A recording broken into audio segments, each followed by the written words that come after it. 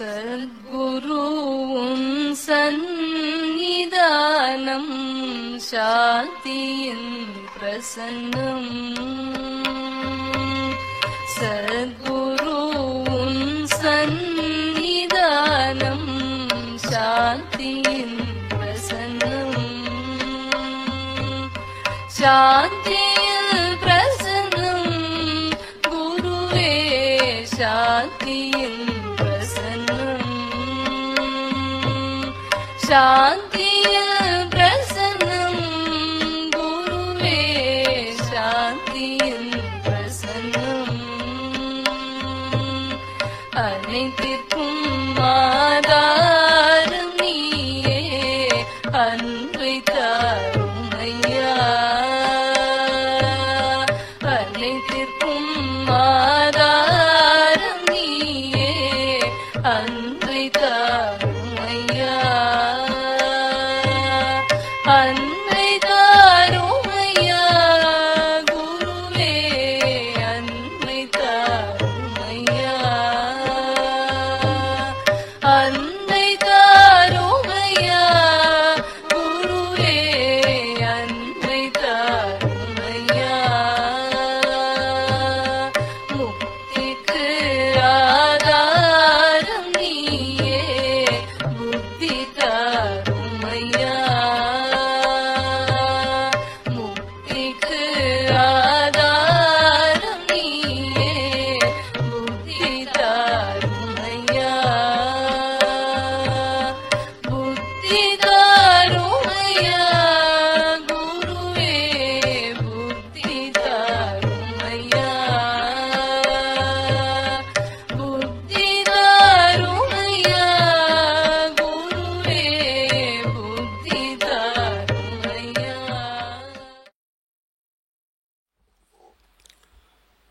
பரஞ்சோதி ஞான ஒளி மகான் அவர்களின் 6ஆம் ஆண்டு ஐக்கிய தினத்தில் இந்த விழாவிலே கலந்து கொண்டிருக்கின்ற அனைவரையும் வணங்கி, மகான் அவர்கள் பிப்ரவரி மாதம் 6ஆம் தேதி ஐக்கியமானார்.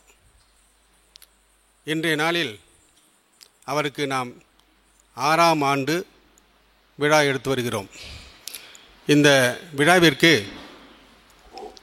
ஞானகீதம் இசைத்த மெய் சந்திரிகா, மெய் சுதர்சன், மெய் காயத்ரி சுதர்சன் குழுவினர் மகானுடைய வரலாறுகளை, அவருடைய போதனைகளை மிக சிறப்பாக இன்னிசையுடன் எடுத்துரைத்தார்கள். அடுத்த நிகழ்ச்சியாக வரவேற்புரை ஞானாசிரியர் மணி அவர்கள் வரவேற்புரை நிகழ்த்துவார். சர்க்குருவே சரணம். இன்றைய தினம் நாம் நம்முடைய ஞானத்தந்தை அவர்களுடைய ஐக்கிய நன்னாளினை விழாவாக கொண்டாடி கொண்டிருக்கின்றோம். இந்த விழாவிற்கு வருகை மலர்ந்து இருக்கின்ற நம்முடைய ஞானத்தந்தை அவர்களின் அன்பு மகள் அவர்களும் அன்பு மருமக பிள்ளை அவர்களையும் வருக வருக என்று சந்தோஷத்தோடு வரவேற்கின்றோம்.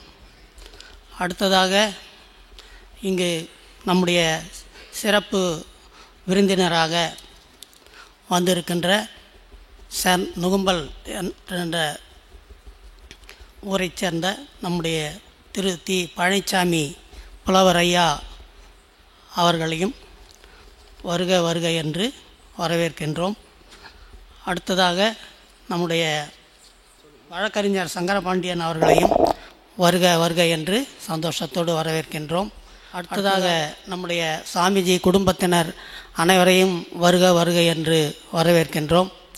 அடுத்ததாக முத்துராமன் ரெட்டியார் அவர்களையும் வருக வருக என்று சந்தோஷத்தோடு வரவேற்கின்றோம். அடுத்ததாக தலைவர்கள், கயப்பாக்கம் தலைவர் உதவித் தலைவர் அவர்களையும், பூங்குணம் தலைவர் உதவித் தலைவர் அவர்களையும், சின்னக்காயப்பாக்கம் தலைவர் உதவித் தலைவர் அவர்களையும் வருக வருக என்று சந்தோஷத்தோடு வரவேற்கின்றோம். சபையைச் சேர்ந்த ஈரோடு சபையைச் சேர்ந்த உணர்வாளர்கள், பொறுப்பாளர்கள், சென்னை மத்திய பீடம் இருந்து வருகை புரிந்து இருக்கின்ற அனைவரையும், காஞ்சிபுரம் சபையைச் சேர்ந்தவர்களையும், தஞ்சாவூர் சபையைச் சேர்ந்தவர்களையும், நடுக்குப்பம் சபையைச் சேர்ந்தவர்களையும் மற்றும் ஆவடி சபையைச் சேர்ந்தவர்களையும் அனைவரையும் வருக வருக என்று சந்தோஷத்தோடு வரவேற்கின்றோம். இங்கு மற்றும் உள்ள அனைத்து உணர்வாளர் பெருமக்களையும் பொதுமக்களையும் வருக வருக என்று சந்தோஷத்தோடு வரவேற்கின்றோம். இந்த நன்னாளிலே இங்கு நமக்கு நீங்கள் எல்லாம் நம்முடைய மகானுடைய அருளை பெறுவதற்காக நாம் அனைவரும் இங்கே ஒன்று கூடியிருக்கின்றோம். இந்த விழாவானது மிகவும் சிறப்பு வாய்ந்த ஒரு விழாவாகும். இந்த விழா நம்முடைய மகானுக்கு நம்முடைய ஞானத்தந்தை அவர்கள் அவருடைய நினைவு நாளான ஐக்கிய நாளை நித்தியோதயத்தின் 7ஆம் திருநாள் என்று பெயர் வைத்து கொண்டாடினார்கள்.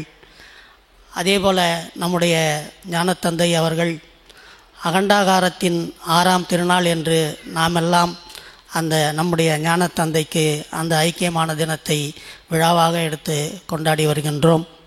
அதாவது இந்த 6 என்ற அந்த எண்ணுக்கு அதிகமான பெருமை உண்டு. அந்த 6ஐ அடைந்தால்தான் அந்த ஏழாம் ஆவன் என்ற அந்த பரம்பொருளை நாம் அடைய முடியும். இதிலிருந்து அந்த அகண்டாகாரத்தின் 6ஆம் திருநாள் என்பது அகண்ட என்றால் துண்டுபடாதது. அதை பற்றி நம்முடைய ஞானாசிரியர் அவர்கள் விளக்கமாக எடுத்துரைப்பார்கள்.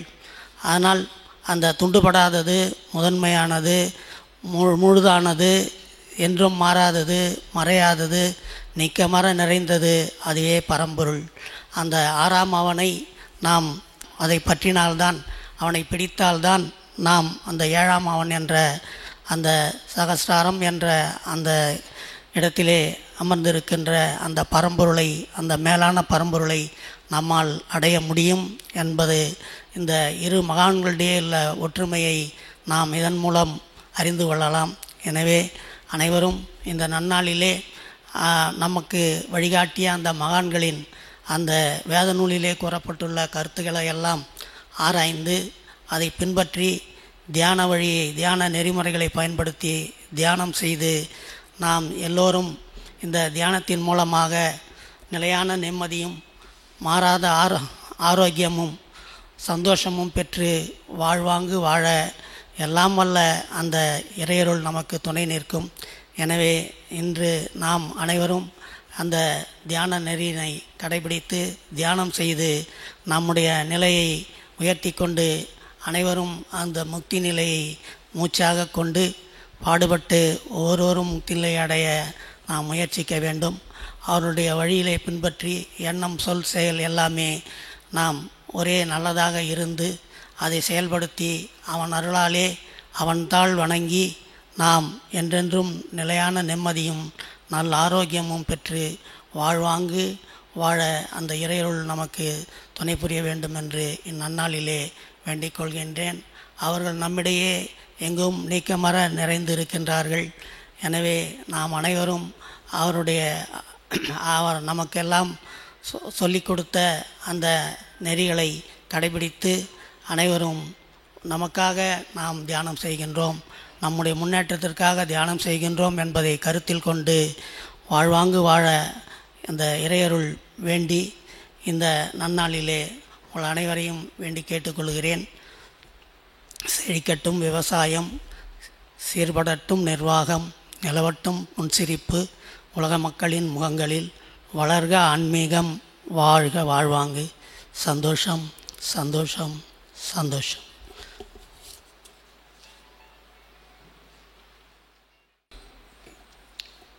ஞானாசிரியர் மணி அவர்கள் வரவேற்பு உரையை அடுத்து அனுபவ உரையாக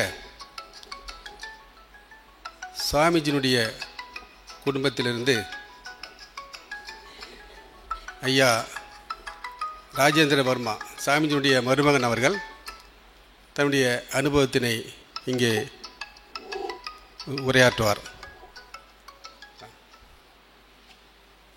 இந்த சிறப்பான கூட்டத்திற்கு இங்கே அமர்ந்திருக்கும் உணர்வார்கள் சார்பாக தலைவர் அவர்கள், இந்த விழா தலைவர்கள் என்னை அழைத்து என்னுடைய அனுபவத்தை பற்றி கூற கட்டளையிட்டிருக்கிறார்கள். சொல்லப்போனால் உங்களுக்கு மத்தியில் நான் ஒரு சின்ன பையன்தான். காரணம், இந்த மாதிரி விழாக்களில் சமீப காலமாக தான் நான் உங்களோடு பகிர்ந்து கொள்ள ஒரு வாய்ப்பு கிடைத்தது. குறிப்பாக திரு சேதுமாதவன் அவர்களும் திரு ஜெயபால் அவர்களும் எனக்கு நெருக்கமாக இருந்து ஒவ்வொரு விழாவும் என்னுடைய மாமன் அவர்கள் இறந்த பிறகு ஐக்கியமடைந்த பிறகு அவர்களுடைய தொடர்பின் காரணமாகவும் எனக்கு இங்கே வர ஒரு வாய்ப்பு கிட்டியதற்கு அவர்களுக்கும் முதல் கண்ணின் நன்றியை வணக்கத்தை கூறுகின்றேன். குறிப்பாக நான் அவருடைய மருமகன், மனைவி, அவருடைய மகள் என்ற காரணத்துக்காக இங்கே ஏதோ வந்துவிட்டேன் என்று நினைக்காதீர்கள். என்னுடைய மாமனார் பரஞ்சோதி மகான் அவர்கள் அவரை கிட்டுவதற்கும் அவருடைய அழைப்பின் பேரில் தான் இன்று வந்திருக்கின்றோம். அழைப்பு என்றால் ஏதோ அவர் கூப்பிட்டார் என்றதில்லை. நான் பல முறை இங்கே வந்திருக்கின்றேன். ஆனால் ஒவ்வொரு முறையும், குறிப்பாக திடீரென்று என் மகன் இப்பொழுது இந்த உங்களுடைய சபையில் அவரும் இப்பொழுது இன்னும் சொல்லப்போனால் பிரவேசித்திருக்கார் என்று சொல்வேன். அதற்கு காரணம் அவருடைய பேரன் என்ற முறையில் அவர் தாத்தா அழைத்திருக்கின்றார்கள். இப்பொழுது அவர் எங்களோட அதிகமாக இங்கே வந்து போய் கொண்டிருக்கின்றார்கள். அது திரு ஜெய்பால் அவர்களுக்கு தெரியும். அவரோடு கிட்டத்தட்ட அரை நாள் எல்லாம் அவருடைய தாத்தாவை பற்றி, குருமகனை பற்றி கேட்டு அவர் இப்பொழுது முழுக்க தியானத்தில் இறங்கியுள்ளார்கள். ஏன் இதை நான் சொல்லுகின்றேன் என்றால், ஒரு கட்டத்தில் எந்த மனிதனாக இருந்தாலும் இந்த தியானத்தில் இறங்கினாலே ஒரு பெரிய உணர்வு, ஒரு பெரிய வெளிச்சம். நாம் இந்த உலகத்தில் வாழ்கின்றோம், ஏதோ பணம் சம்பாதிப்பதற்கு உணவு ஆசைகள், அதையெல்லாம் தாண்டி நமக்கு ஒரு உணர்வு கிடைக்கும் போது நமக்கு ஒரு வெளிச்சம் கிடைக்கின்றது. அது சொல்கிற மாதிரி செழிக்கட்டும் விவசாயம், சீர்கட்டும், அதாவது அட்மினிஸ்ட்ரேஷன் என்ற அதெல்லாம் நமக்கு ரொம்ப தெளிவாக கிடைக்கின்றது.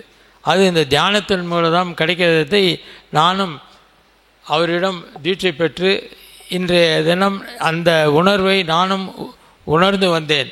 ஆனால் நடுவில் நான் விட்டுவிட்டேன்.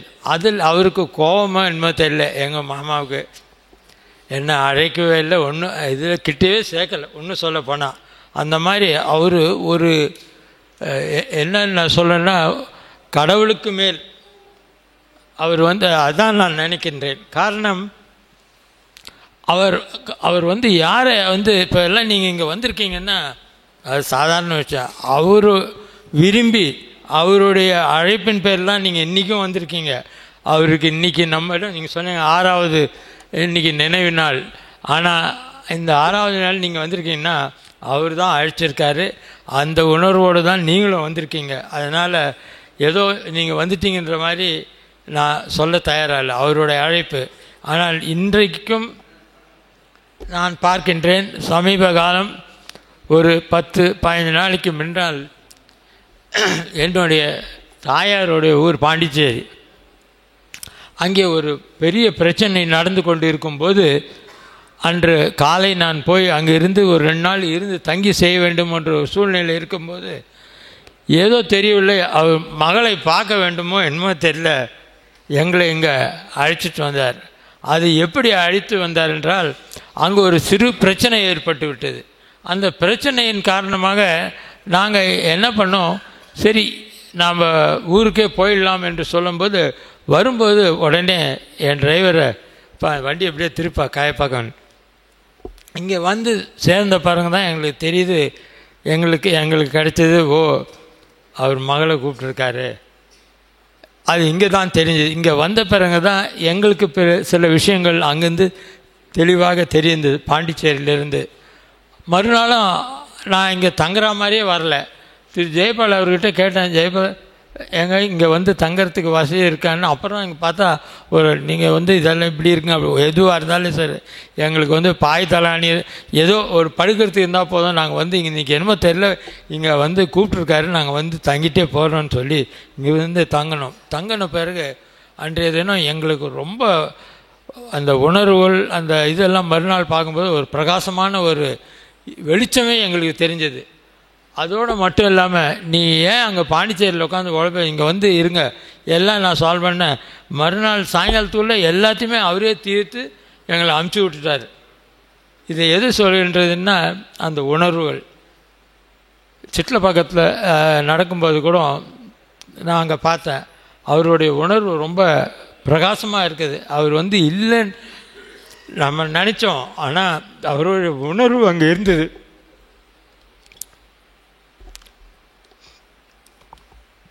அந்த உணர்வுனால்தான் என்னாலே அந்த இதை உணர முடியுது, என்னால் அந்த தயக்கம் ஏற்படுறது அதனால்தான்.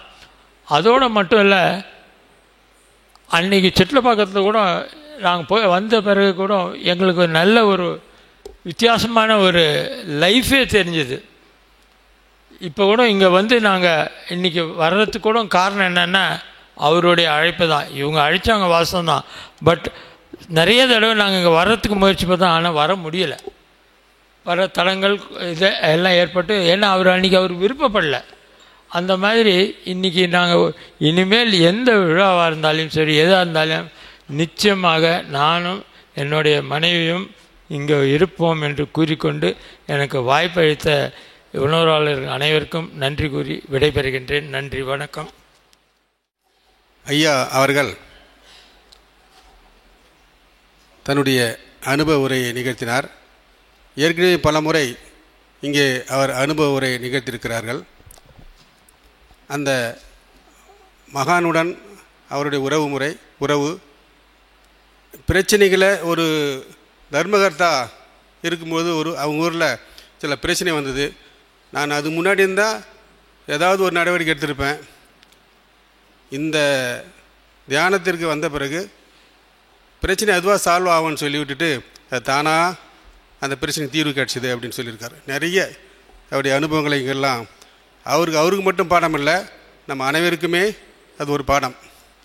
அந்த வகையிலே அனுபவ உரைகளை கூறும்பொழுது உண்மையாக உணர்ந்து அவர் பேசும்போதெல்லாம் பார்த்துருக்குறோம், கண்ணீர் மேலோங்க அவருக்கு.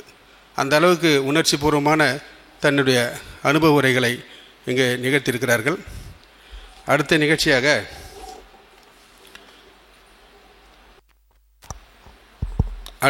நிகழ்ச்சியாக இங்கே இந்த விழாவிற்கு நமது கயப்பாக்கத்திற்கு இந்த மலைக்கு அடுத்த ஒரு கிராமம், அந்த கிராமத்தினுடைய புலவர் பழனிசாமி சிறந்த ஒரு பேச்சாளர். நம்ம அருகிலேயே இருந்து அவர் நம்ம பயன்படுத்திக்க தவறிட்டோம். அந்த புலவர் அவர்களை சிறப்பு செய்யும் பொருட்டு அவருக்கு மரியாதை செலுத்த விரும்புகிறோம். அந்த புலவர் அவர்களுக்கு மரியாதை ஞானாசிரியர் ஜெயபாலன் மேலாண்மை அரங்காவலர் அவர்கள் சிறப்பு செய்வார்.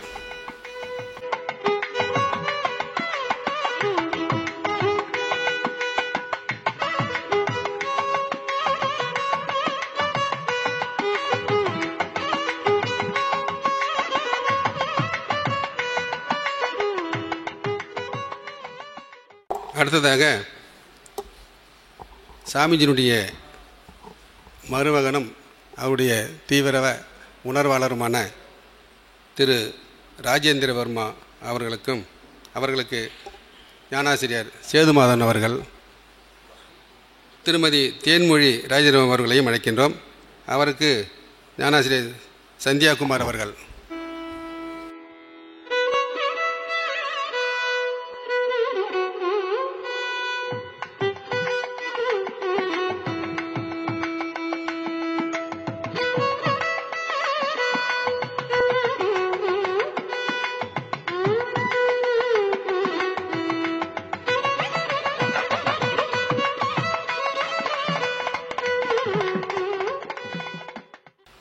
சந்தோஷம். அடுத்து கயப்பாக்கம் ஊராட்சி மன்ற தலைவர் திரு லோகநாதன் அவர்களுக்கு ஞானாசிரியர் கல்யாணசுந்தரம் அவர்கள்.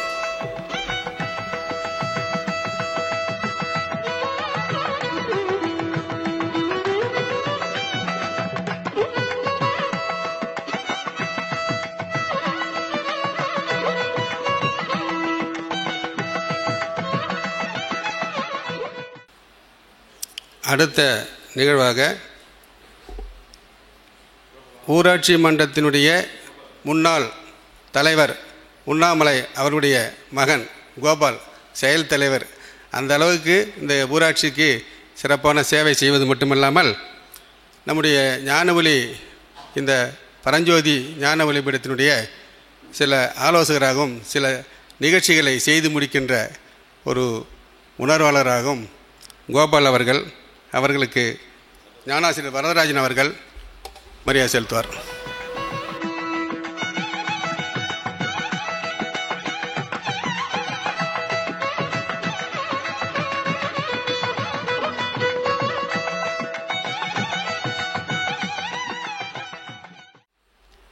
அடுத்த நிகழ்ச்சி அனுபவ உரைகள். தலைமை பீடம் ஈரோடு மெய் சிவகுமார் அவர்கள். சந்தோஷம். இறைவன் ஒருவனே, அவனே ஆதி பகவன் என்று கூறுகிறோம். ஆதியில் அனைத்துமாக பரிணமித்தும் காத்தும் வருகின்ற அவனை ஆதி பகவன், பரஞ்சோதி மற்றும் அருட்பெருஞ்சோதி என்று ஏக இறைவனாக பன்முகத்தன்மையோடு நாம் வழிபடுகிறோம். அந்த இறை சக்தியை ஒவ்வொரு ஜீவனும் உணர நமக்கு குண்டலினி எனும் ராஜயோக தியானத்தினை உணர்வின் மூலம் மகான் அவர்களும் நமது சாம்ஜி அவர்களும் ஜீவன் மேன்மையுறார் நிலையான நிம்மதியை நமக்கு அருளார். நாம் பெற்ற இன்பம் பெருக இவ்வையகம் என்னும் வாக்கிற்கு இணங்க அந்த மகா தியான முறையை நாம் பயின்று மேன்மை பெறும் வகையில் யாரும் சுலபமான முறையில் பயிற்சி பெற இந்த பரஞ்சோதி ஞான ஒளி யக்ஞ பீடம் எனும் பெரும் லட்சியத்தை உருவாக்கி வழங்கியுள்ளார் நமது சாமிஜி அவர்கள் காட்டிய வழியில் தொட்டு காட்டிய உணர்வை மேற்கொண்டு அவர்தம் கொள்கைகளில் நாம் பங்கு பெற்று தியானத்தை பயின்று நடந்ததெல்லாம் பெரும் நன்மைக்கு என்று இந்த சாமிஜி பரஞ்சோதியில் கலந்த இந்த நாளில் கட்டியம் செய்து தொடர்ந்து தியானம் கற்று வாழ்வில் நிம்மதியான பெரும் வாழ்வை அடைவோம் என்றும் வாரீர் உலகீரே வாரீர் என்று தங்களை அன்போடு அழைக்கிறோம்.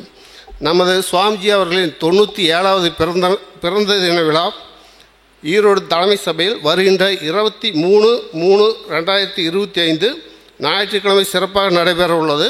அனைவரும் கலந்து கொண்டு சுவாமிஜியின் ஆசியும் அருளும் பெற வாரீர் வருவீர் என தங்கள் அனைவரும் அன்போடு அழைக்கின்றோம். சந்தோஷம். செழிக்கட்டும் விவசாயம், சீர்படட்டும் நிர்வாகம், நிலவட்டும் புன்சிரிப்பு, உலக மக்களின் முகங்களில் வளர்க ஆன்மீகம், வாழ்க வாழ்வாங்கு. சந்தோஷம். அடுத்ததாக கோவை ஞானாசிரியர் வரதராஜன் அவர்கள்.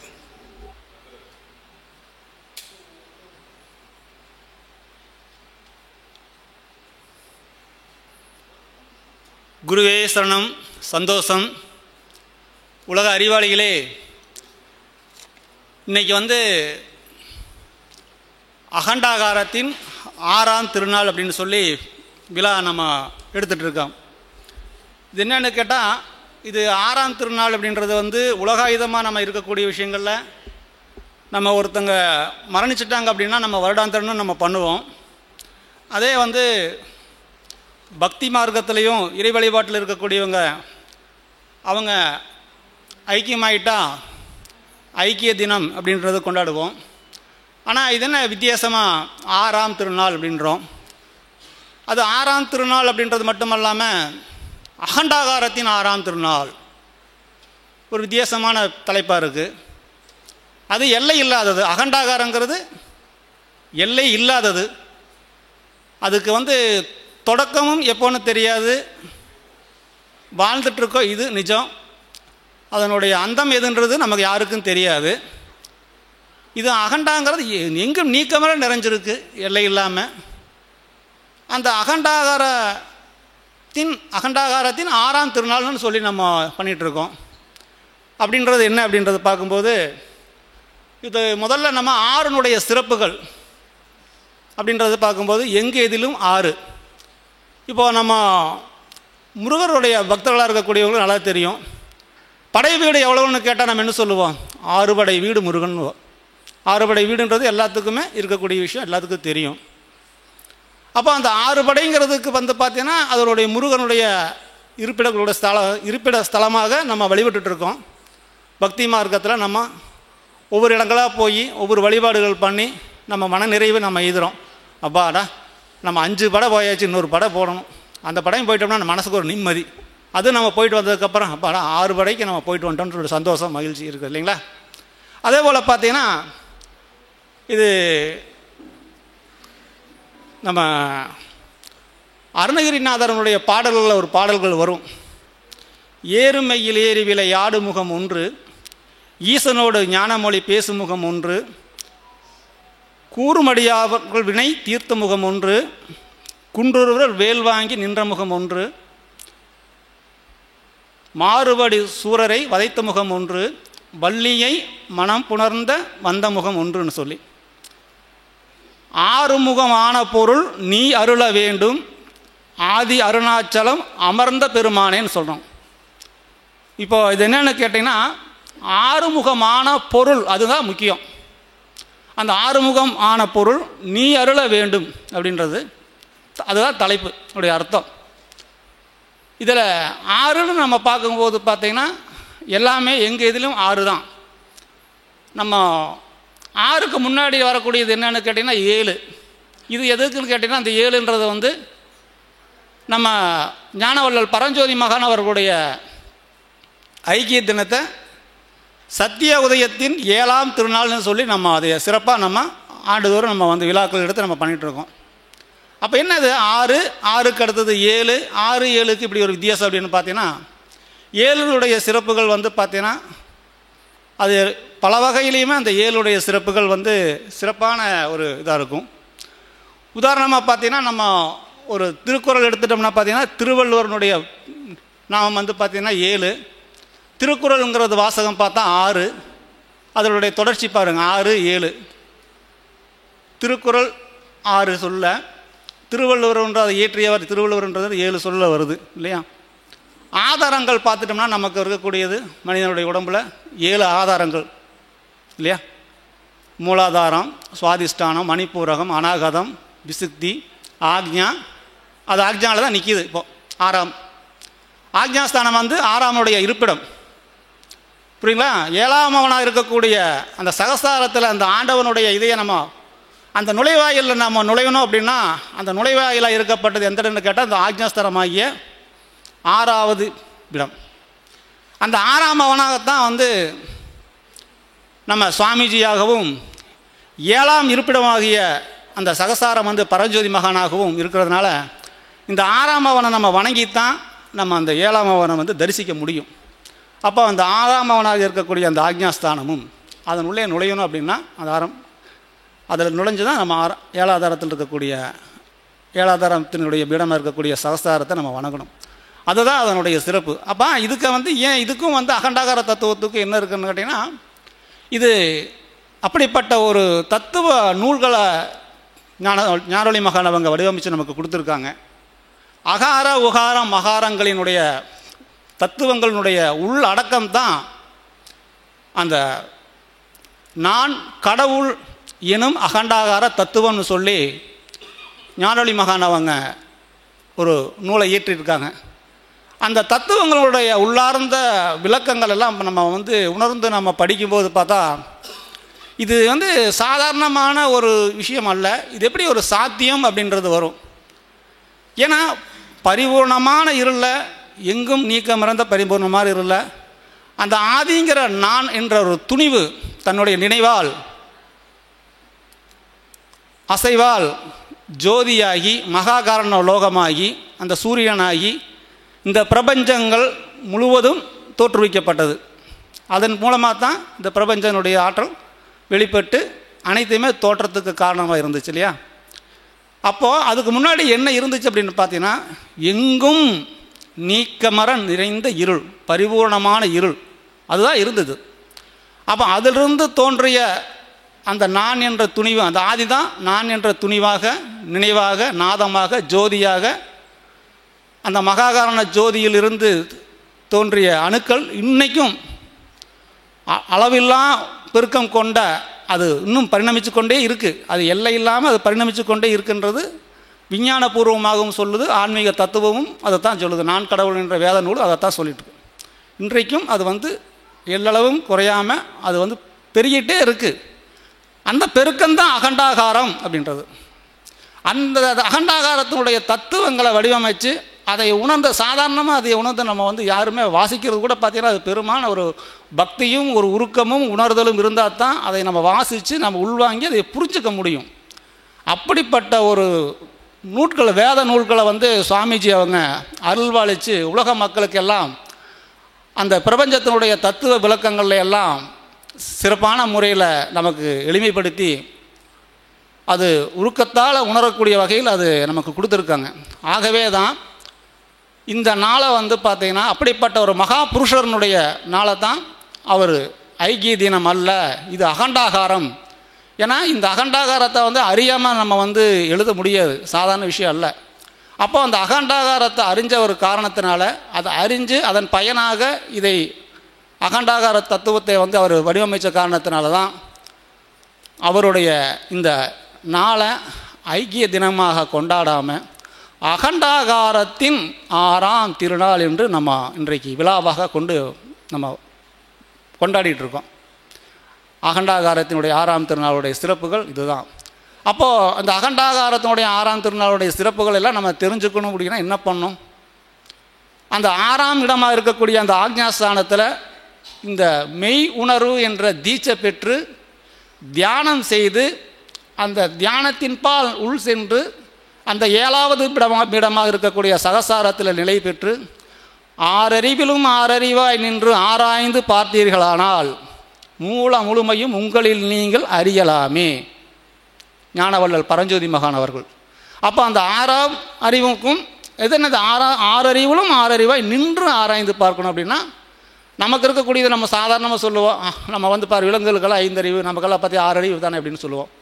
அந்த 6 அறிவு உள்ள மனிதனாக இருக்கக்கூடிய அது சாதாரணமாக இருக்கக்கூடிய விஷயங்கள் தான் அப்படின்றத அந்த 6 அறிவும் கடந்து 7வது பீடமாக இருக்கக்கூடிய அந்த 7ஆம் பவனாக இருக்க அவனுடைய நாம் சென்றடைஞ்சிட்டோம் அப்படின்னா அது ஒரு இணைப்பாக ஆயிரும். அப்போது 7வது பீடத்திலிருந்து நம்ம அதை தரிசிக்கும் போது அது 7ம் வந்து பார்த்தீங்கன்னா அது கூட பார்த்தீங்கன்னா ஒரு இணைப்பாக இருக்கக்கூடியதான். 7ல் பரமனும் 6ல் அந்த அகண்டாகாரத்தினுடைய இணைப்பை ஏற்படுத்தக்கூடியதுமாக வந்து ஒரு விசேஷம். அப்போது அந்த 7வது பீடத்தில் இருந்து அந்த 8வது பீடமாகிய அந்த பேரம்பலமாக இருக்கக்கூடிய 7வது பீடத்தில் இருந்து அந்த 8வது இருப்பிடமாக இருக்கக்கூடிய சம ஆதி நிலை சமாதி நிலையை நம்ம வந்து அடையணும் அப்படின்னா அதுக்கு வந்து சிற்றறிவாக இருக்கக்கூடிய அதனுடைய நுழைவாயில் இருக்கக்கூடிய 6வது பீடத்துக்கும் 8வது பீடத்துக்கும் ஒரு இணைப்பை ஏற்படுத்தக்கூடியது தான் அந்த 7வது பீடம். ஆனால் நுழைவாயில் வந்து அந்த 6வது பீடம் தான். அப்போ அந்த சிற்றறிவு அந்த பேரறிவோடு இணையும் போது அந்த சம ஆதி நிலையை நம்ம வந்து ஏற்படுத்த முடியும். ஆனால் இதுக்கெல்லாம் மூலமாக இருக்கக்கூடியது முதல் வாசலாக இருக்கக்கூடியது அந்த ஆக்ஞாஸ்தானம் தான். அதை மையமாக வச்சு தான் நம்மளுடைய பீடமாகப்பட்டது நெற்றிக்கண் உபதேசம்னு சொல்லி கொடுத்து அந்த தியானமாக நம்ம செய்துட்ருக்கோம். அந்த தியானத்தினுடைய பயனால் அந்த தியானத்தினுடைய உருக்கத்தால் உணர்தனால் விசுவாசத்தால் நம்ம இந்த நிலையை நம்ம அடைய முடியுன்றத ஒரு இதாக நம்ம கொடுத்து தான் இந்த பீடத்தினுடைய செயல்பாடுகள் எல்லாமே மகான்களும் பரஞ்சோதி மகானும் ஞானொளி மகானும் வந்து நமக்கு அதை அருள்பாலிச்சிருக்காங்க. ஆகையினால அந்த உணர்வுன்றது அவ்வளோ ஒரு முக்கியத்துவம் வாய்ந்தது, அந்த ஆக்ஜாஸ்தானன்றது அவ்வளோ ஒரு முக்கியத்துவம் வாய்ந்தது என்று சொல்லிக்கொண்டு, செழிக்கட்டும் விவசாயம், சீர்படட்டும் நிர்வாகம், நிலவட்டும் புன்சிரிப்பு உலக மக்களின் முகங்களில், வளர்க ஆன்மீகம், வாழ்க வாழ்வாங்க. சந்தோஷம் சந்தோஷம் சந்தோஷம்.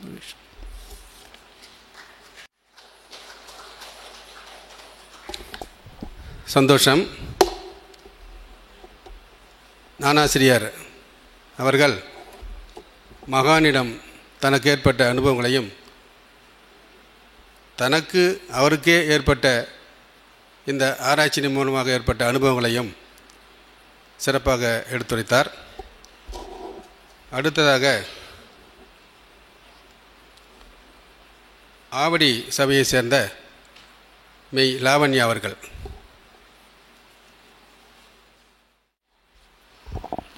சத்குருவே சரணம்.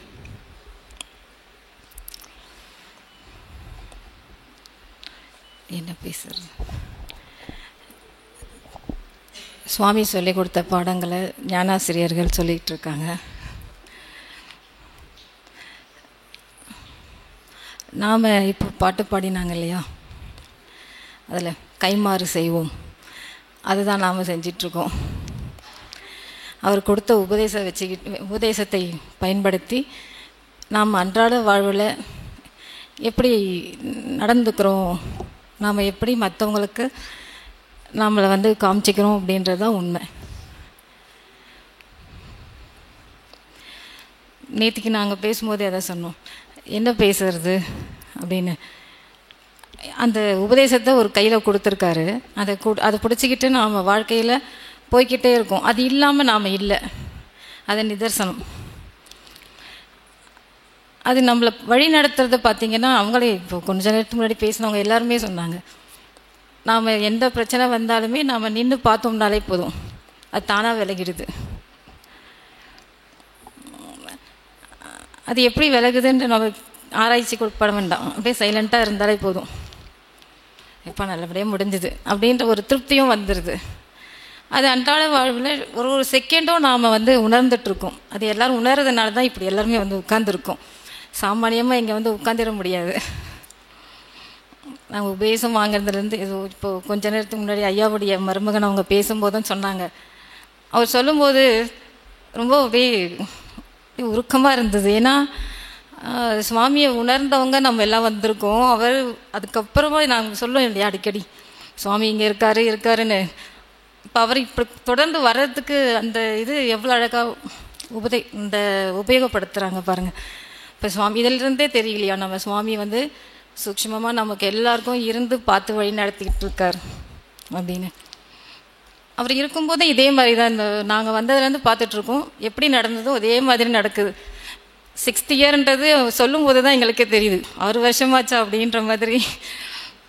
இருந்தாலும் அப்படியே நடத்துக்குது பாருங்கள், எந்த மாற்றமும் இல்லை. அதே ஒழுக்கம், அதே அழகான அந்த அமைப்பு, ஒரு சலசலப்பு இல்லை. இதை பார்க்கும்போதே அவர் எவ்வளோ அழகாக நடத்திக்கிட்டு இருக்கான்றது நம்மளால் உணர முடியுது. என் பொண்ணால் எப்போவுமே கிண்டல் பண்ணிகிட்டே இருப்பான், அம்மா அவனை கூப்பிடுவாங்களா பேசுகிறதுக்கு அப்படின்னு. இல்லை, இந்த மாதிரி கூப்பிடல. ஏன்னா டெய்லி நாம் அது இல்லாமல் நம்ம வாழறதே இல்லை. அப்படி இருக்கும்போது என்ன சொல்கிறது, ஒவ்வொரு செகண்டையும் நான் உணர்ந்துட்டுருக்கேன் அந்த உபதேசத்தோட, அந்த உணர்வோடு இருந்துகிட்டே பார்க்கும்போது என்ன பேசுறது, எதை பேசுறது ஒன்றுமே புரியல. தத்துவங்களை அவர் சொல்லிட்டாரு, அதுதான் நீனும் சொல்லி கொடுத்துட்டாரு. அது அழகாக டெய்லி கிளாஸ் அவர் இருக்கும்போதாச்சும் சுவாமி சொல்லும்போது தான் நம்மளாம் கேட்போம். பட் இப்போது எல்லா ஞானாசிரியர்களும் டெய்லி நமக்கு அந்த சத்சங்கம் நடத்துகிறாங்க. மார்னிங் எழுந்துக்கும் போதே சத்சங்கத்தோடு தான் எழுந்துக்கிறோம். இது யாருக்கு கிடைக்கும் இந்த பாக்கியம்? அதை விட்டு விலகவே முடியல. ரொம்ப சந்தோஷமாக இருக்கும். ஆனால் இது எல்லாருக்கும் போய் சேரணும். அதை மட்டும் இன்னும் கொஞ்சம் நல்லா பண்ணால் எல்லாருக்கும் போய் சேரணுன்ற இது மட்டும் பிரார்த்தனை மட்டும் பண்ணிக்கிட்டே இருந்தோன்னா போதும். நிறைய மாற்றங்கள். டெக்னாலஜியும் நமக்கு நல்லா ஹெல்ப் பண்ணுது. இதெல்லாம் நாங்கள் கேட்போம், சுவாமி நாங்கள் இப்போயோ ஒரு முறை தான் உங்களை பார்க்குறோம், எப்போவுமே கேட்க முடியுமா அப்படின்லாம் நினச்சிட்ருப்போம். தூரத்துலேருந்து நினைப்பு தான். அந்த எண்ணத்தை போடும்போதே இப்போ பாருங்கள், டெய்லி குருஜி வாய்ஸ் கேட்குறோம், மகானுடைய புத்தகங்களை படிக்கிறோம். புக்ஸை எடுத்து படிக்கும்போது தான் நமக்கு அதை உணர்ந்துட்டு இருந்தோம். பட் இப்போது எல்லா ஞானாசிரியர்கள் மூலியமாக டெய்லி இந்த கிளாஸஸில் கேட்கும்போது ரொம்ப நல்லாயிருக்கு. மார்னிங் எழுந்த உடனே அந்த சத்சங்கம் அது போட்டுகிட்டே வேலை செய்யும்போது இன்னும் சந்தோஷம். அப்போ அதை விட்டு விலகிறதே இல்லை. இந்த அமைப்பெயர் கொடுத்த நம்முடைய குருமகான்களுக்கு என்றென்றைக்கும் நாம் எதுவாக இருந்து நடத்துறதுன்னு தெரியல, அவர் தான் கெதி. இதுதான் உண்மை. செழிக்கட்டும் விவசாயம், சீர்படட்டும் நிர்வாகம், நிலவட்டும் புன்சிரிப்பு, உலக மக்களின் முகங்களில் வளர்க ஆன்மீகம், வாழ்க வாழ்வாங்க. சந்தோஷம் சந்தோஷம் சந்தோஷம்.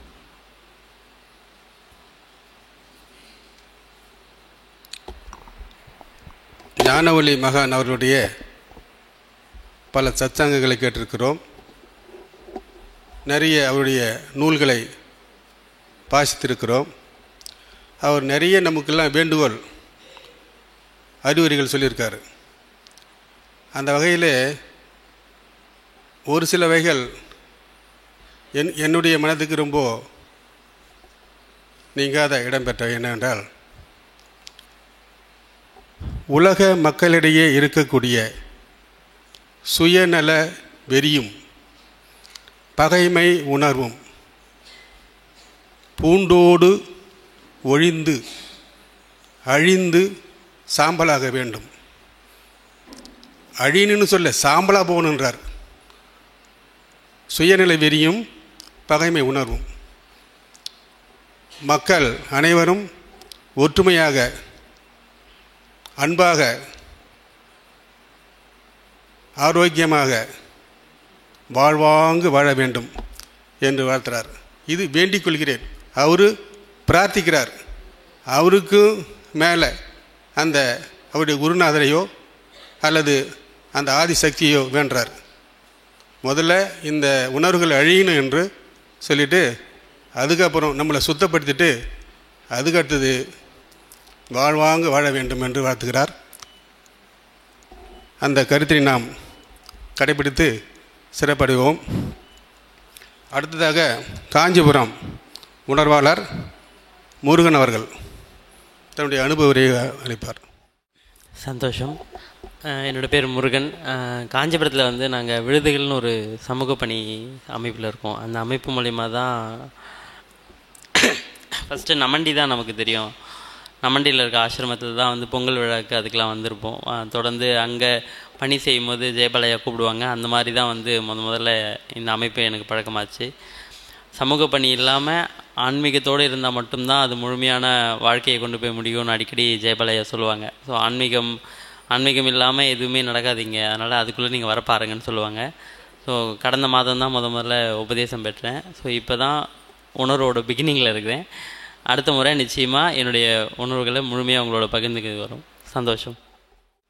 அடுத்ததாக காஞ்சிபுரம் வேர்கள் அமைப்பைச் சேர்ந்த அந்த குழந்தைகள் தன்னார்வலர்களாக வந்து நேற்றிலிருந்து இங்கே நிறைய சேவைகள் செய்து கொண்டு வருகின்றார்கள். அதை பார்க்கும்போது எங்களுக்கு எல்லாம் பெருமையாக இருக்கிறது. சின்ன வயசுலேயே இந்த சேவை செய்ய வேண்டும் என்ற பக்குவத்தை அவர்கள் உணர்ந்திருக்கின்றார்கள். அதிலிருந்து ஒருவர் புகழரசன் என்பவர் இங்கே தன்னுடைய அனுபவத்தை கூறுவார். எல்லாருக்கும் வணக்கம். நாங்கள் காஞ்சிபுரம் வேர்கள் அறக்கட்டளை கல்விநீர் அறக்கட்டளையிலேருந்து வரோம். எங்களுக்கு இந்த வாய்ப்பை கொடுத்தது வந்து நளினி மேம் தான், எங்களோட ட்ரஸ்டி. அவங்களுக்கு முதல்ல நன்றி சொல்லிக்கிறேன். இங்கே வந்து எங்களுக்கு ஒரு புது அனுபவம் கிடைச்சிது. ஃபஸ்ட்லாம் எங்கள் பாட்டி வீட்டு அந்த மாதிரி போகும்போது தான் இந்த குருவி கிளி அதோட சத்தம் கேட்டு எழுந்துக்கிற அந்த ஒரு கொடுப்பனை இருந்தது. இங்கே வந்து நாங்கள் அதையே மறுபடியும் வந்து அனுபவப்பட்டேன். ரொம்ப நாள் கழித்து இந்த மாதிரி செடி கொடி மரம் நட்டது இதெல்லாம் வந்து மறுபடியும் மலரும் நினைவுகள் அந்த மாதிரி இருந்தது. ஸ்கூல்லலாம் வந்து கேள்விப்பட்டிருக்கேன் தியானத்தை பற்றி. கண்ணை மூடி உக்காருப்பா அப்படின்ற மாதிரி சொல்லுவாங்க. இங்கே ஜெயபாலையா தான் நேற்று வந்து சொன்னார், இந்த மாதிரி வந்து ஐம்புலன்களையும் அடக்கி நம்மளுக்குள்ளே இருக்க ஒரு சக்தியை வந்து மேம்படுத்துறது தான் இந்த தியானம் அப்படின்றது தான் வந்து இப்போ நான் கற்றுக்கிட்டேன் இந்த 2 நாளில். நேற்று வந்து அவர் என்கிட்ட பேசினதில் ரொம்ப நன்றி இந்த வாய்ப்புக்கு. அடுத்ததாக மத்திய பீடம் மீனாட்சி அவர்கள். சத்குருவே சரணம்.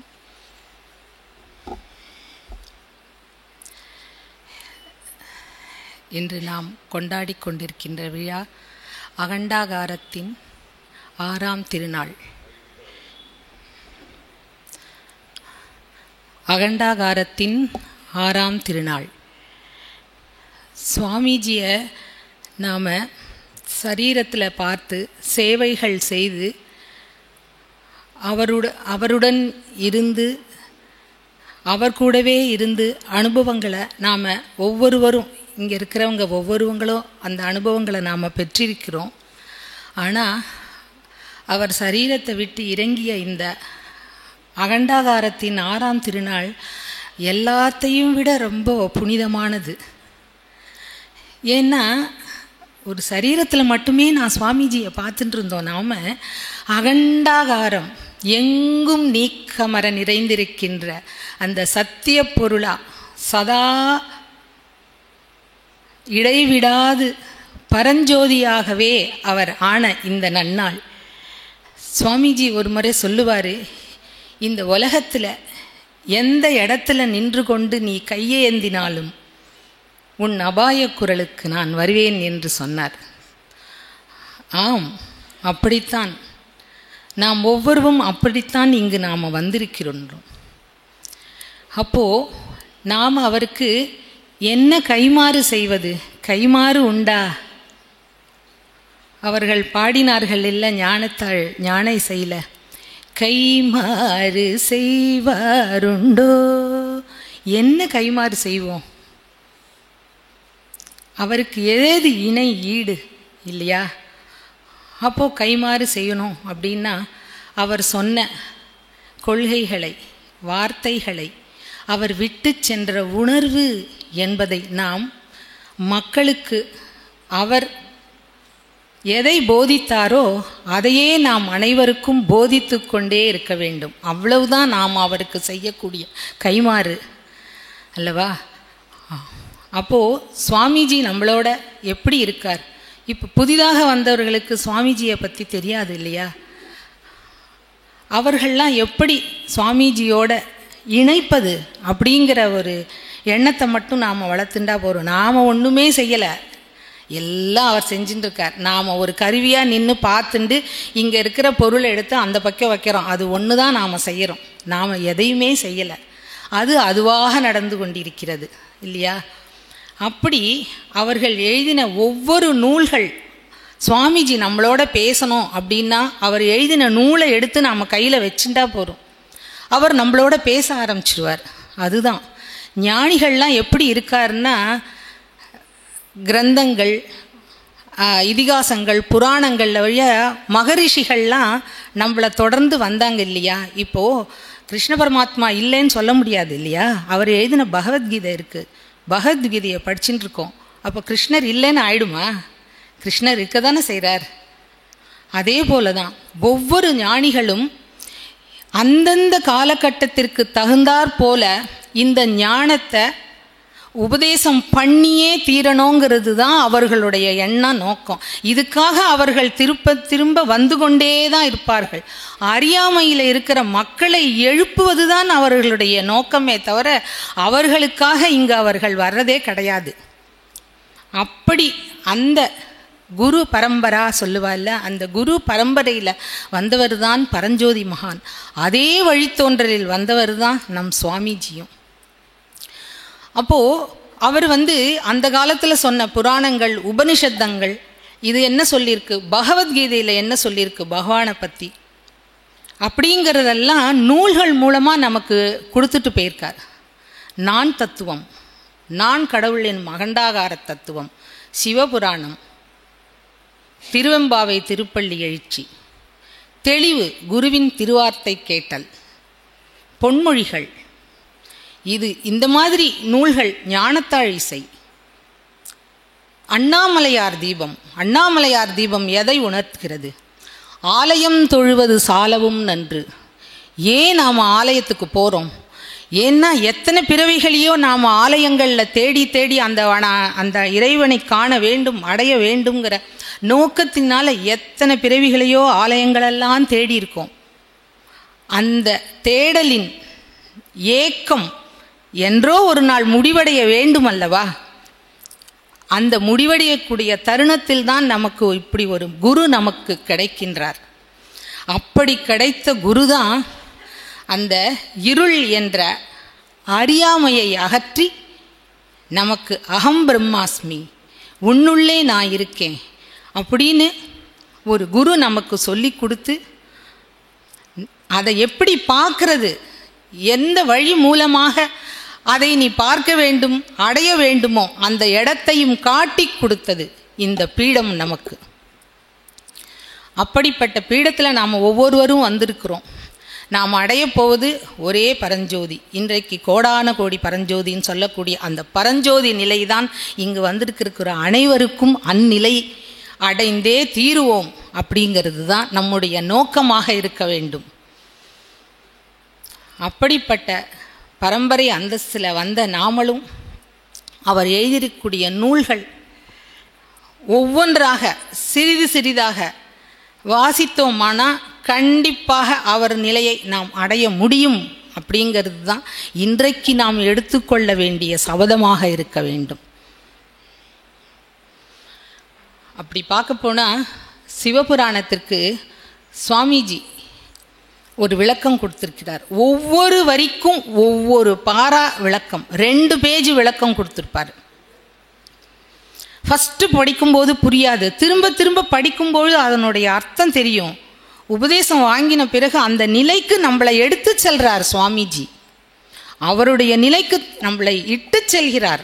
அதுதான் உண்மை. சிவபுராணத்தில் பிறப்பருக்கும் பிஞ்சகன் பெய் கழல்கள் வெல்க அப்படின்னு ஒரு லைன்கே சுவாமிஜி 2 பேஜ் விளக்கம் கொடுத்துருக்கார். பிறவியின் இயல்பே துன்பமாகும். இதை எப்படி நாம் ஏற்றுக்கொள்ள முடியும்? பிறவியின் இயல்பே துன்பமா? அப்போ துன்பம்னா என்ன? இன்ப துன்பம் அப்படிங்கிற நிலையிலிருந்து இன்பம் என்கிற நிலைக்கு, இன்பம் துன்பம் இரண்டற்ற நிலைக்கு எடுத்து செல்றார் நம்மள அவர். துன்பமும் இல்லை, இன்பமும் இல்லை. அப்போ எது நிலையானதுன்னு சொல்றாரு. அதுக்கு ஒரு கதையை விளக்கம் சொல்லியிருக்காரு. அதாவது ஒரு பெண் குழந்தையோட தகப்பன் கதையா சொல்லியிருக்காரு. அதுல சுவாமிஜி ஒரு தகப்பனுக்கு ஒரு பெண் குழந்தை, அந்த பெண் குழந்தையை வளர்த்து ஆளாக்கி நல்ல நிலைக்கு கொண்டு வந்து அந்த பொண்ணை ஒரு நல்ல மகனுக்கு கையில் ஒப்படைக்கணும், திருமணம் செய்ய வேண்டும். அப்போது அந்த தகப்பன் சிறு வயது பெண் குழந்தையை ஆளாக்குவதிலேயே அவர் காலத்தை கடத்துகிறார் அப்படின்னு சொல்ல வரார் அந்த கதையில். அப்படி சொல்லும் வரும்பொழுது பெண் குழந்தைய நல்ல ஒரு சமூகத்தில் நல்ல அந்தஸ்தில் இருக்கக்கூடிய மகனுக்கு திருமணம் பண்ணணும்னு ஒரு ஏக்கத்தோட கவலையோடு இருக்கார். அப்பொழுது ஒரு நண்பர் வருகிறார். நீ ஒன்றும் கவலைப்படாத, உன் பொண்ணுக்கு தகுந்த ஒரு வரன் என்கிட்ட இருக்கு, நீ எதிர்பார்க்குற மாதிரியான வரங்கள் தான், அவனுக்கு கல்யாணம் பண்ணி கொடு அப்படிங்கிறார். ரொம்ப சந்தோஷம் அடைஞ்சிடார் அந்த தகப்பனுக்கு. அந்த எல்லையற்ற சந்தோஷத்துக்கு எல்லையே இல்லை அப்படிங்கிற மாதிரி ரொம்ப சந்தோஷத்தில் இருக்கார். கல்யாணமும் ஆயிடுத்து. கல்யாணம்னா கல்யாணத்தோடு முடிஞ்சிடுறதா? அதுக்கப்புறம் எவ்வளோ இருக்குது. சரி, வரதட்சணை கொடுத்து கல்யாணம்லாம் முடிஞ்சது பிறகு திருப்பி வளகாப்பு, சீமந்தம், இந்த மாதிரி செலவுகள். திருப்பி அவர் பேக்குக்கு போகிறார். ஆஹா, இதை எப்படி நாமக்கா செய்கிறது அப்படிங்கிற ஒரு நிலைக்கு தள்ளப்படுறார். இந்த மாதிரியே அவர் ஒரு தகப்பனானவன் இந்த மாதிரி இந்த குடும்ப சூழ்நிலையிலே துன்பப்படுகிறான். இதை தான் அவர் பிறவியின் இயல்பே துன்பமாகும் அப்படிங்கிற கருத்தை சொல்ல வந்திருக்கார் சுவாமிஜி. அப்படி இருக்கும்பொழுது அதையும் சொல்கிறார். ஒரு பொண்ணு பெற்றவளுக்கே இவ்வளோ கஷ்டம்னா 3 பொண்ணு பெற்றவங்களுக்கு அவர்களுடைய நிலைமையை யோசித்து பார்க்கணுங்கிறார். அப்படிப்பட்ட இல்லறத்தார்களுக்குத்தான் இந்த உபதேசம். இந்த குடும்ப சிக்கலில் இருந்தும் நாம் எவ்வாறு வெளிவருவது? உணர்வை கொண்டு.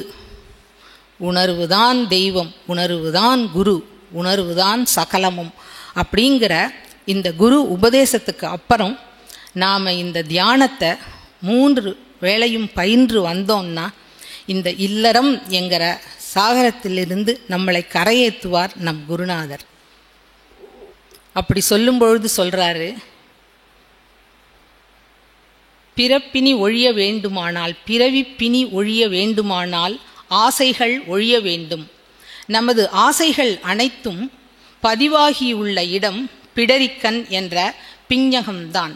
குரு அருளால் குற்றமற்ற நல்வாழ்வில் தியான வல்லமையால் நமது ஆசைகளை வேறறுக்க முயலுதல் வேண்டும். அவர் கொடுத்துட்டாரு, நாம தான் முயலணும். அதையும் எழுதியிருக்காரு சுவாமிஜி. நான் உனக்கு எல்லாத்தையும் உன் கையில் கொடுத்துட்டேன், போகக்கூடிய இடம் கொடுத்துட்டேன், எங்கே போகணும்னு சொல்லிட்டேன், எப்படி பார்க்கணும்னு சொல்லி கொடுத்துட்டேன். ஆனால் நீ தான் முயலணும், முயலுதல் வேண்டும். நாம் எச்செயலில் ஈடுபட்டிருப்பினும் சரியே, உலகியல் எண்ணங்கள் எண்ணில்லாது தோன்றிய பொழுதும் அவைகள் அனைத்தையும் பின் தள்ளிவிட்டு தியான முன்னேற்றம் அடைந்து இவ்வுலக இச்சைகள் வெல்லப்படும். வெல்ல வேண்டும் இல்லை, வெல்லப்படும் அப்படின்னு சொல்லிட்டார். நீ இதில் வந்துட்டினா நீ முயன்றுட்ட, இந்த இச்சைகள்லேருந்து நீ வென்றுட்ட, அவ்வளோதான், எனக்கு உனக்கு ஒன்றும் கிடையாது அப்படின்னு சொல்லியிருக்கார். இந்த மாதிரி சிவபுராணத்தில் ஒரு வரிக்கே சுவாமிஜி இவ்வளோ விளக்கம் கொடுக்குறார். அதை மொத்தமும் சொல்லன்னா இன்னைக்கு நேரம் போகாது. அதனால் அவரவர்கள் இந்த புஸ்தகத்தை உள்வாங்கி படிக்கணும், குரு விஸ்வாசத்தோட பயிலணுங்கிறது தான் இந்த சிவபுராணத்தோட நோக்கம். அப்புறம் சின்னது ஒரு பொன்மொழிகள் அப்படின்னு ஒரு புஸ்தகம் போட்டிருக்காரு. புஸ்தகம் போட்டு கொஞ்ச நாள் நானே அந்த புஸ்தகத்தை எடுத்து படிக்கல தான். சந்தர்ப்பம் வந்தது, ட்ராவல் பண்ணுறச்ச ஏன் நாம் அந்த புஸ்தகத்தை எடுத்துட்டு பைக்குள்ளே போட்டுன்னு படிக்கக்கூடாது அப்படின்னு. அதே மாதிரி பைக்குள்ளே எடுத்து போட்டு ட்ராவல் பண்ணும்பொழுது அந்த புஸ்தகத்தை படிக்கும்பொழுது, ட்ராவல் பண்ணும்பொழுது சுற்றுப்பக்கத்தில் எத்தனையோ டிராஃபிக்கு, எத்தனையோ கடைகள், எத்தனையோ ஓட்டங்கள் ஓடும் எண்ணங்கள். ஆனால் நாம் இந்த புஸ்தகத்தை கையில் வச்சுட்டு இருக்கும்பொழுது அது பின்னாடிலாம் போக முடியாது. அந்த அளவுக்கு இந்த புஸ்தகத்தில் அவர் எழுதியிருக்கார். குட்டி குட்டியாக தான் இருக்கும், ஆனால் ஒவ்வொன்றும் ஒவ்வொரு வைர மணிகள் அப்படி எழுதியிருக்காரு. ஃபஸ்ட்டு சாப்டர்லேயே கைமாறு அப்படின்னு. கைமாறு வானம் பொழிந்து தாவரங்கள், கீரை, பூ, காய்கனிகள், பழங்கள், கிழங்குகள் மனிதன் ஆரோக்கியமாக வாழ உணவு வகைகளை உற்பத்திப்படுத்துகின்றன. மழையும் தாவரமும் கைமாறு எதிர்பாராமல் யாண்டும் கடமையாற்றிய வண்ணமாய் இருக்கின்றன. மனிதன் மட்டும் பிறருக்கு உதவ ஏன் கைமாறு கருத வேண்டும்? தன்னிடம் உள்ளதை இல்லாதவர்களோடு அன்புடன் பகிர்ந்து வாழலாமே. அவ்வளோதான், ஒரு சிறு குறிப்பு தான், அழகாக சொல்லி முடிச்சிருக்காரு. அந்த மாதிரி ஒவ்வொரு புஸ்தகங்களை பற்றியும் அவர் நிறைய சொல்லியிருக்காரு. ஞானத்தாழிசை, மாணிக்கவாசகர் அருளிய ஞானத்தாழிசையை நம்ம 3 உபதேசத்தில் தான் மாணிக்கவாசகர் சொல்லியிருக்கார் அப்படின்னு ரொம்ப தெளிவாக சொல்லியிருக்கார். அதனால் பரஞ்சோதி மகானும் பழம்பெரும் ஞானியரும் அந்த புஸ்தகமும் அப்படி தான். ஆதிசங்கரர்லேருந்து பாரதியார் வரைக்கும் எதை சொன்னாரோ அதுதான் இந்த புஸ்தகத்திலையும் மகானும் போதிச்சிருக்கார் அப்படிங்கிறத விளக்கமாக எடுத்துக்கொண்டு சொல்லியிருக்காரு. நாம் ஒவ்வொரு புஸ்தகத்தையும் உள்வாங்கி பயனடைவோமாக என்ற நல்ல சந்தோஷத்தோடு நிறைவுபடுத்தி மகிழ்கின்றேன். சந்தோஷம் சந்தோஷம் சந்தோஷம்.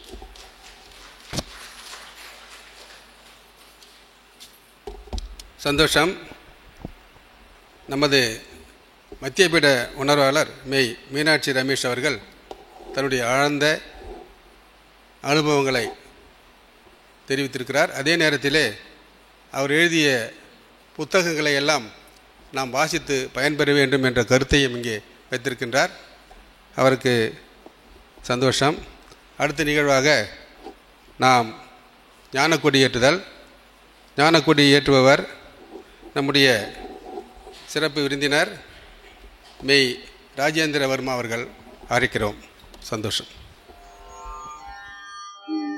வளர்க ஆன்மீகம், வாழ்க வாழ்வாங்கு, அன்புடன் ஒற்றுமை அவனியல் ஓங்கிட. வளர்க ஆன்மீகம், வாழ்க வாழ்வாங்கு, அணுகுண்டதனை அவனியல் அகற்றிட. வளர்க ஆன்மீகம், வாழ்க வாழ்வாங்கு. பருவ காலங்கள் வழுவாதமைந்திட வளர்க ஆன்மீகம். வாழ்க வாழ்வாங்கு. பயிர்கள் செழித்து பாங்குடன் விளைந்திட வளர்க ஆன்மீகம். வாழ்க வாழ்வாங்கு. சுத்த சமரசம் புவனியில் ஓங்கிட வளர்க ஆன்மீகம். வாழ்க வாழ்வாங்கு. பகைமயகன்ற பண்புடல் வாழ்ந்திட வளர்க ஆன்மீகம். வாழ்க வாழ்வாங்கு. உலக சமாதானம் ஓங்கி வளர்ந்திடவே வளர்க ஆன்மீகம். வாழ்க வாழ்வாங்கு. வளர்க ஆன்மீகம். சந்தோஷம். தற்போது அனுபவ உரை நிகழ்த்த இருப்பவர் காஞ்சிபுரம் ஞானாசிரியர் சிவராஜேந்திரன் அவர்கள். அன்புடன் அழைக்கிறோம். சத்குருவே சரணம்.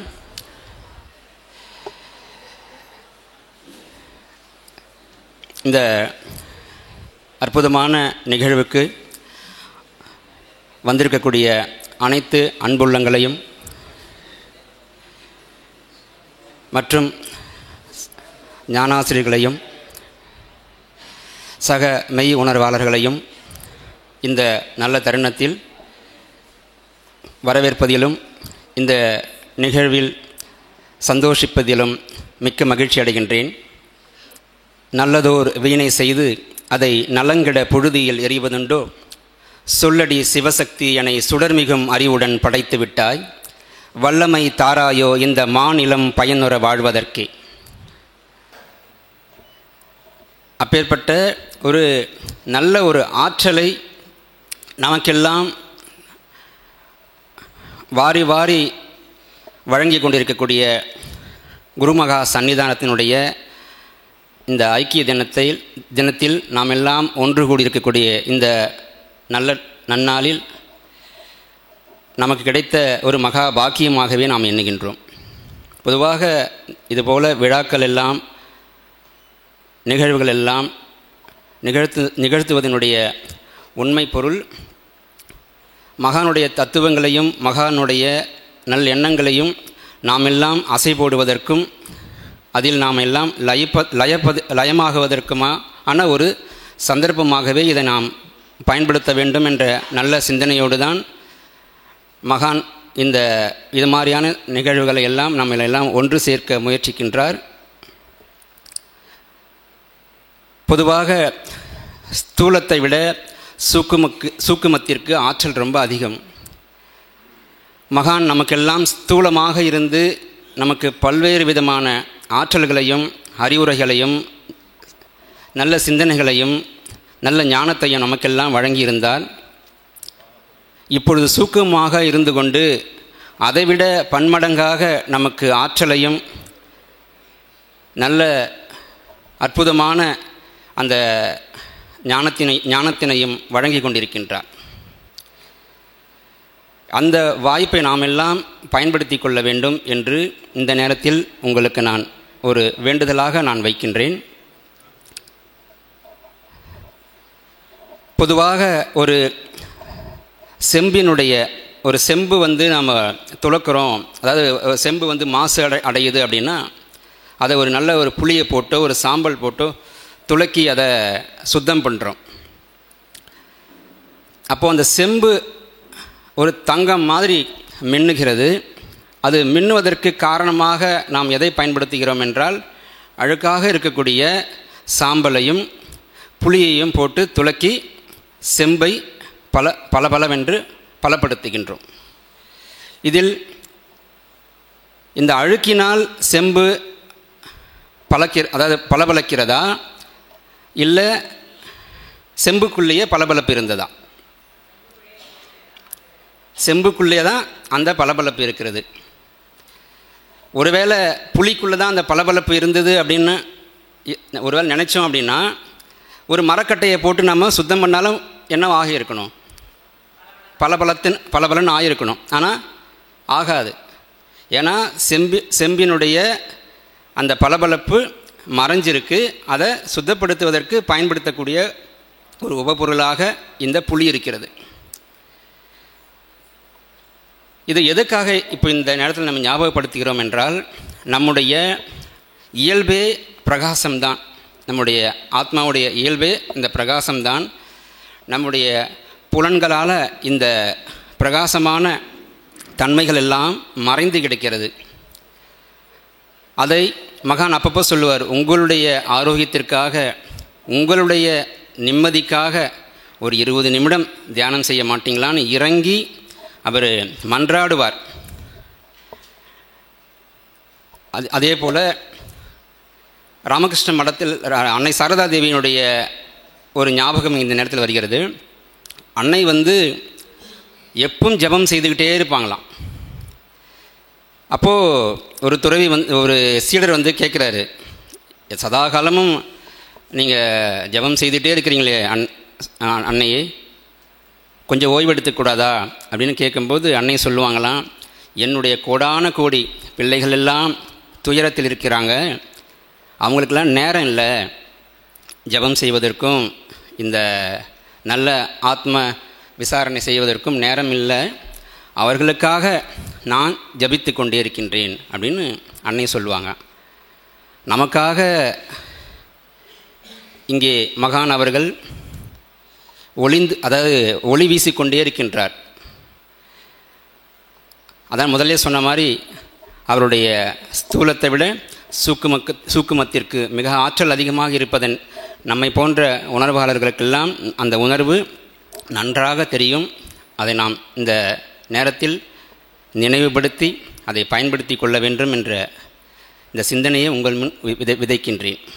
நமக்கு அப்புறம் நிறைய ஆண்டவர்களும் சான்றோர்களும் பேச இருப்பதனால் நிறைய விஷயங்கள் நமக்குள்ளே இருந்தாலும் பேசுவதற்காக காலத்தை நாம் கொஞ்சம் கருத்தில் கொண்டு இந்த ஒரு நல்ல வாய்ப்பை அளித்த சபைக்கும் ஞானாசிரியர்களுக்கும் குரு மகா சன்னிதானத்திற்கும் நன்றிகளை கூறி,